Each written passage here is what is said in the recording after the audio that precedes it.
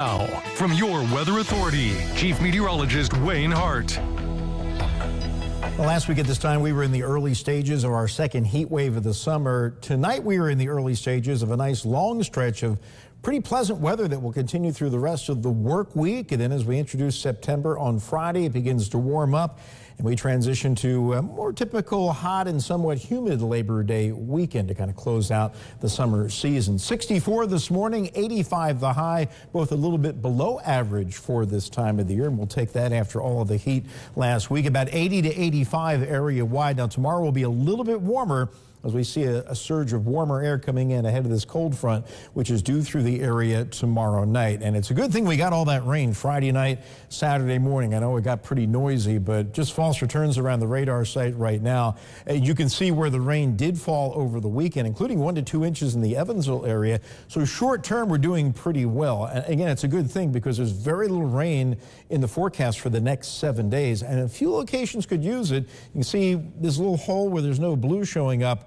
That's very little rain in the last 7 days. That includes places like Albion, Grayville, and even the Mount Carmel area. There's our tower camera out of Owensboro. The time lapse from today showing a mix of sun and clouds this afternoon and then clearing off a little bit this evening as temperatures are now falling back to around 70 degrees. We'll shift over to the east side of Evansville, our Diamond Valley Federal Credit Union tower camera. All is quiet. Temperatures now upper 60s to around 70 degrees. Still missing the observation from Evansville Regional. They're making them. They just can't communicate them to the world. So hopefully they'll get not the phone lines fixed, but whatever line of communication that they use out there to let us know what the temperature is and the rest, the relative humidity and all of that.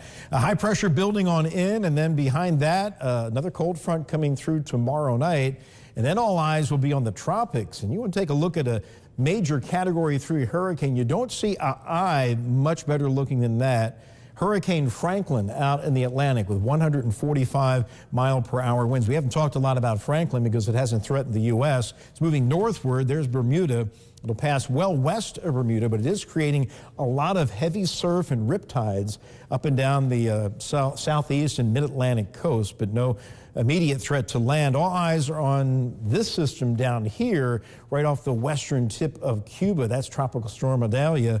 Wind still at 70 miles per hour, but once it gets back over open water, and it's very warm water there in the Gulf of Mexico, this is going to intensify rapidly. And this new update in from the Hurricane Center really hasn't changed anything. Forecasting a Category 3 landfall Wednesday morning somewhere in the Big Bend of Florida. The resort areas of Panama City westward should be fine, but if this track just shifts a little more east and say the turn to the northeast occurs a bit sooner, then much more of the west coast of Florida will be threatened. Right now, Tampa looks okay on this track with the bullseye up here in the relatively less populated part of Florida, but it's been a long time since they've had a Category 3 hurricane. And then it does weaken to a tropical storm, tracks right along the South Carolina coast, then heads out to sea. Heavy rain, I think, will be the big concern for the Carolinas once this storm moves inland through the panhandle of Florida. Back home, no impacts on our weather other than to lock in this nice weather for a prolonged period of time. We'll have a partly cloudy sky tomorrow.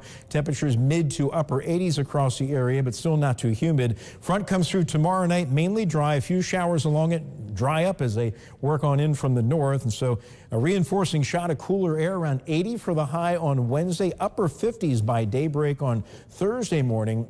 And then Thursday afternoon, high temperatures up only in the lower 80s. So partly cloudy overnight, upper 50s to around 60. Partly cloudy, it's just a little warmer tomorrow, mid to upper 80s. Cold front goes through, knocks our highs back to 81 for Wednesday and Thursday, 86 Friday. Saturday, the humidity's back, high of 89. And then Sunday, it turns hot and humid. Labor Day, a bit hotter yet, but nothing nearly as oppressive as last week. High of 92, but you'll also notice no chances of significant rain or storms over the next 7 days. All right. Thank you, Wayne.